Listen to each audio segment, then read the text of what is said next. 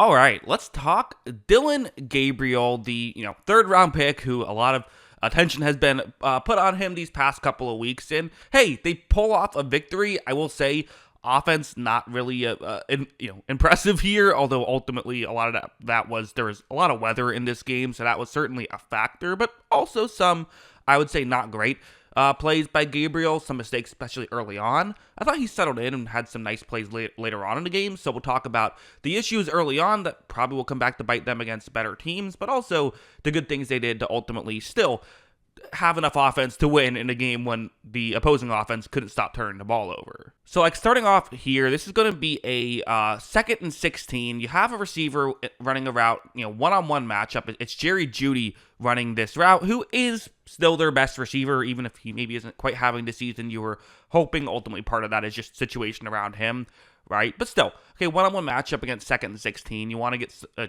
decent amount of yards to hopefully create a convertible third down. You see on this play, really, I would say that the Dolphins defensive back is kind of running this just with Jeudy and has stepped in front of this play. You don't love this decision by Gabriel. And again, it's hard. I think it's worth mentioning, like, if they have players getting open more consistently, then you'll feel better. It's easier for a quarterback to make good decisions when, there's more good decisions available, right? But still, probably not the throw to make here. However, Jeudy does a nice job of concentrating, as it looked like that was, the defender had a better chance on it than Jeudy did. It ultimately ends up in a first down. So, hey, no harm, no foul there, but still, definitely could have gone wrong, and that's mostly what I'm looking towards. Also, moving over to this play, so this is a third down and 6. You see the route on the screen. It's Harold Fannin Jr. who's running this route, who, hey, he's a pretty good player. Like, looking at his direction, certainly not a bad idea on this one. Gabriel's going to take the snap, and is this wide open here? Not necessarily, but again, third and 6, you kind of have to make a play work here. And the good news is the defensive player has his back turned away from the quarterback. So in this situation, you throw it over the defensive player. Fannin can make a play on the ball. That's what you can do here. But it looks like him and Fannin aren't entirely on the same page. You see when Fannin cuts. Watch as Fannin cuts kind of a couple yards past the first down marker. It almost looked like Gabriel thought he would cut right at the first down marker. Ultimately, that was not an interception. It could have been an interception, though. So you got to clean that stuff up. So these are two could have been interceptions that weren't, and we do view this game very differently if those two were, but again, when I watch tape, I count a near interception and an interception as almost the same. Heading over here, we did see some running the offense well moments from Gabriel. So first, this play, it's going to be a cover 3 zone on a third down and 11. But what's notable about this play is because it's a third and 11, how far off Miami is going to play. And that's something they've just been doing, is playing very far deep because they just don't have great defensive backs, and they want to make sure they don't get burned deep constantly, even against Cleveland. That's what they're doing. Gabriel is going to take the snap. He looks kind of into flat right here and sees that it is, Harold Fannin Jr. once again, who is open. And hey, with how far off Miami's playing, well, sometimes you got to take what the defense gives you, right? That's going to be what Gabriel does, flips it to Fannin, and they're able to pick up a first down. I recognize that talking about a positive play when it legitimately is just a check down is maybe saying something. The fact that these are some of the positives, that it is just running the offense well. Like this one, just an effective screen pass, not really a lot of work that Gabriel has to do, but did have to navigate the pocket a little bit. Wasn't the easiest play in the world.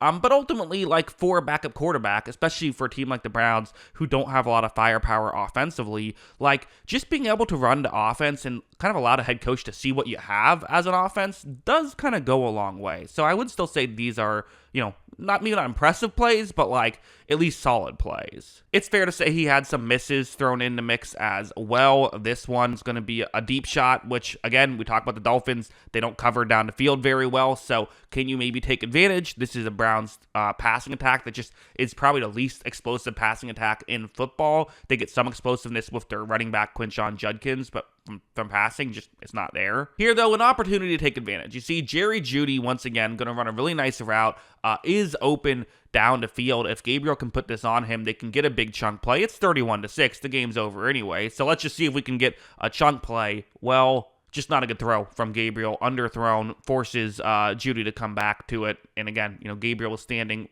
right around midfield. This ball only goes to the 15. Like, Gabriel has the arm to get it further down the field. It was just more of a missed throw, I think, than anything. Or also, again, I think what Browns fans that are pro Gabriel will probably say is this was just a weather thing, which might have been the case as well. And maybe that's why they couldn't push the ball down the field in this game, because the weather was a factor. It's like impossible to know if that's the reason or if it was unrelated, right? So the weather has to be mentioned, but ultimately some opportunities they weren't able to hit on. However, there were some really good plays too. Like this one, it's maybe really good is too strong of a word, but good plays on.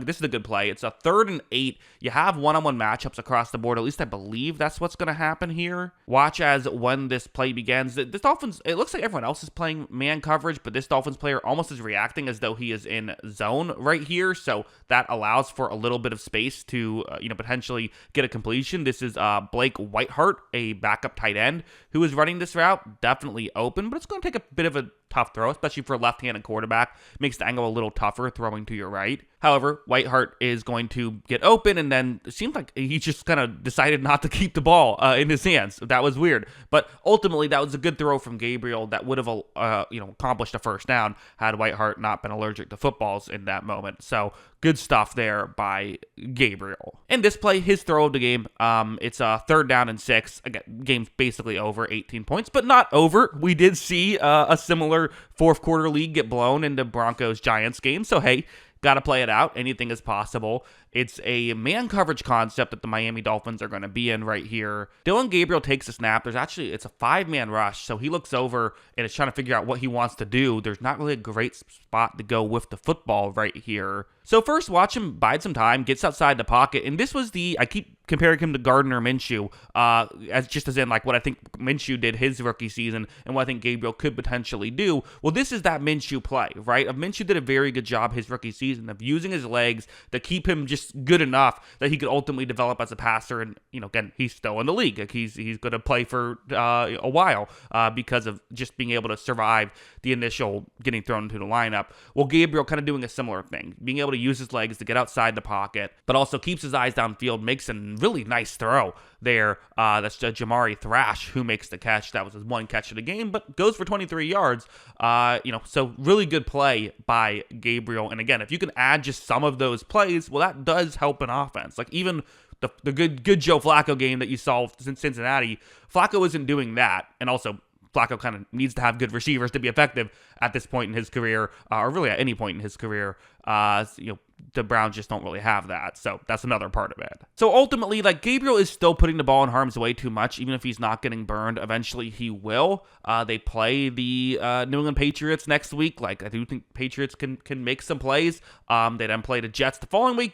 Not so sure they can make some plays. Then have the Ravens and the Raiders. So some weaker defenses. And again, for Gabriel, the goal is to show enough this season. Hopefully, if you're Gabriel, you can kind of ward off the Shadur Sanders hype enough that you can just, start the rest of the year and show enough that you can at least show that you belong in the NFL. And if you belong in the NFL, you could be there for a while and collect a lot of paychecks while doing it. So that's got to be his goal right now. And to do that, I think most snaps he looks fine, but it feels like even in preseason, it was like, okay, you look at his like bottom 90 snaps and it's like those are pretty good, but then there's like the 10% of snaps that are just like bad. And if you can cut those out, you can at least be a pretty good player. But if you can't, again, a solid game manager who isn't a great game manager and also puts the ball in harm's way too much, well, that won't keep you in the league for a while. So you have to fix that. But yeah, that's what I think. What do you think? Let me know in the comments below. Always love hearing from you. And of course, as always, thanks for watching.